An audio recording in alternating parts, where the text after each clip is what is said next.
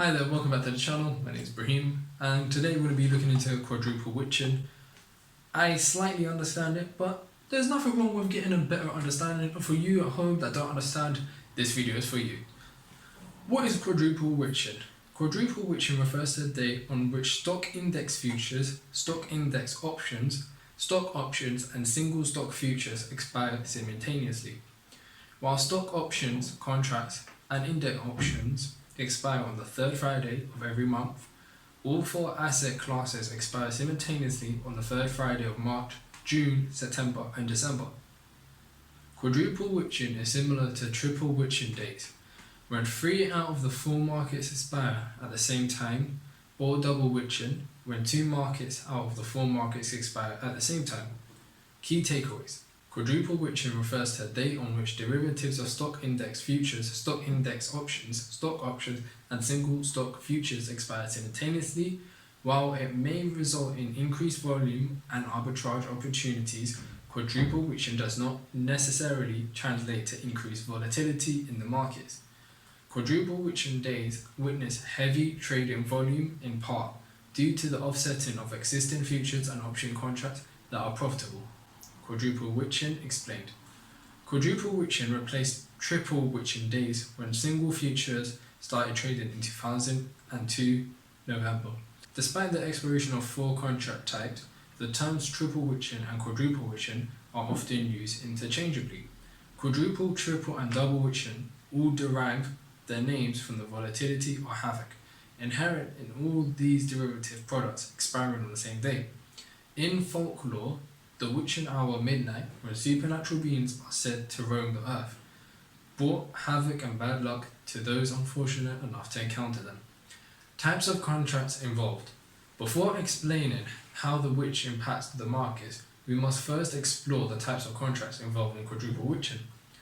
Option contracts. Options are derivatives, which means they base their value on underlying securities such as stocks. Options contracts give a buyer the opportunity but not the responsibility to complete a transaction of the underlying security on or before a specific date for a preset price called a strike price. Options can be purchased to speculate on a price increase in a stock called a call option. If the price is higher than the strike price at the option's expiry date, the investor can exercise or convert to shares of the stock and cash out for a profit. A put option allows an investor to take profit from a decrease in the stock price as long as the price is below the strike on expiration.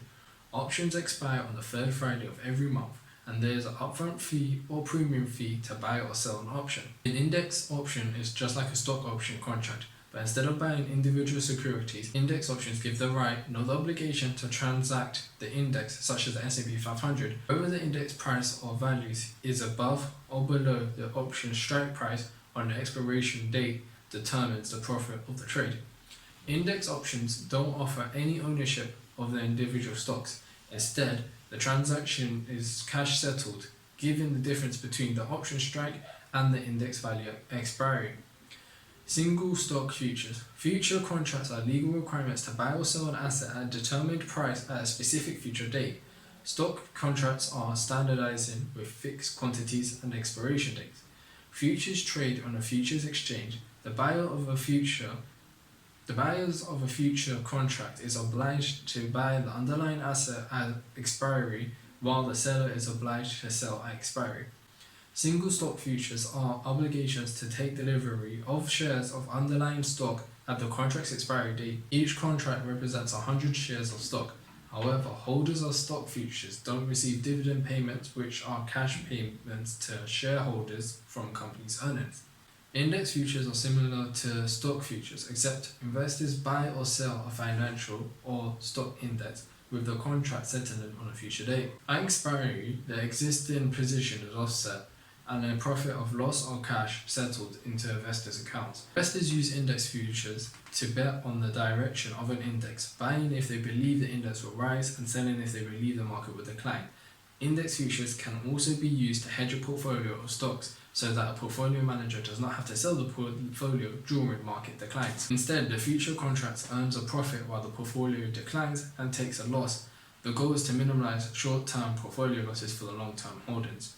Market impact from quadruple witching. Quadruple witching days witness heavy trading volume. One of the primary reasons for the increased activity is the options and future contracts that are profitable settle automatically with offsetting trades.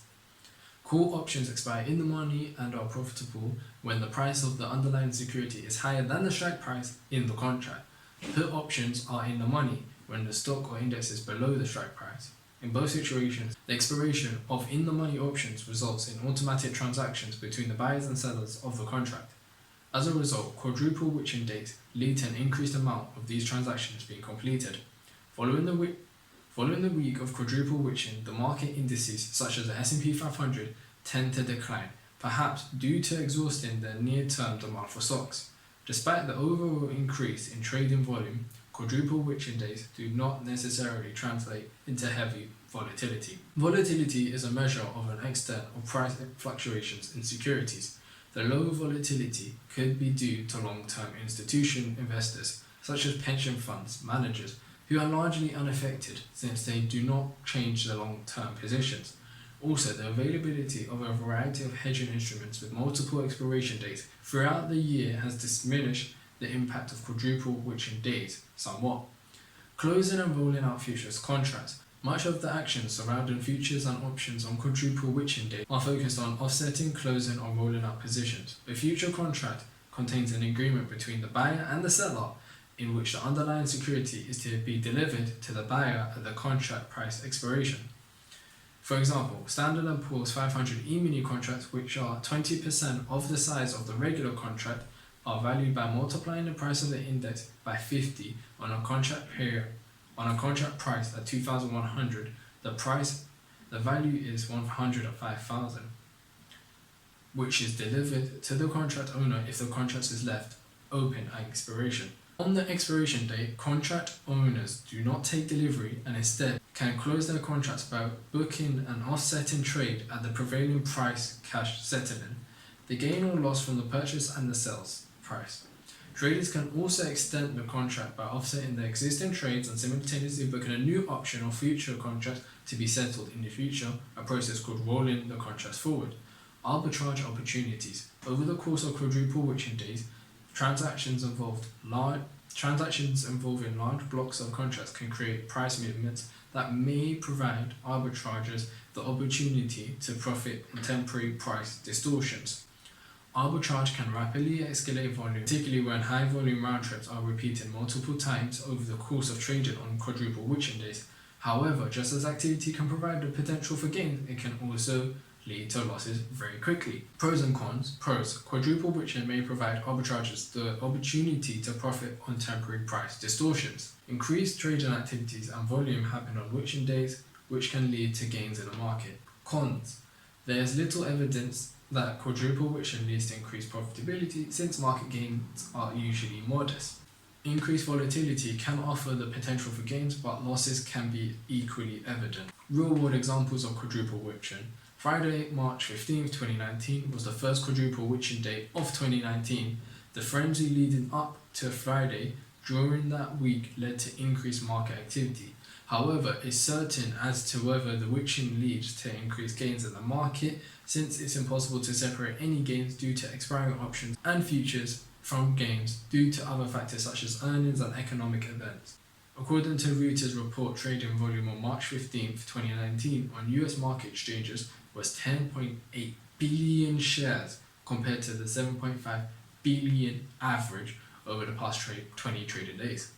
For the week leading into quadruple witching Friday, the S&P 500 was up 2.9%, while the Nasdaq was up 3.8%, and the Dow Jones Industrial Average was up 1.6%. However, it appears much of the gains happened before quadruple witching Friday, since the S&P 500 was only up 0.5%, while the Dow was only up 0.54% Friday. So this gives you an understanding of what quadruple witching is, and you can understand, that quadruple witching can happen 4 times a year: March, June, September, and December, and it's when you've got multiple options expiring all at the same time. Stock index futures, stock index options, stock options, and single stock futures expiring all at the same time. I hope you enjoyed this video. If you did, why not subscribe? I'm trying to get to 1,000 subscribers by the end of the year. Also, leave a little like. See you next time.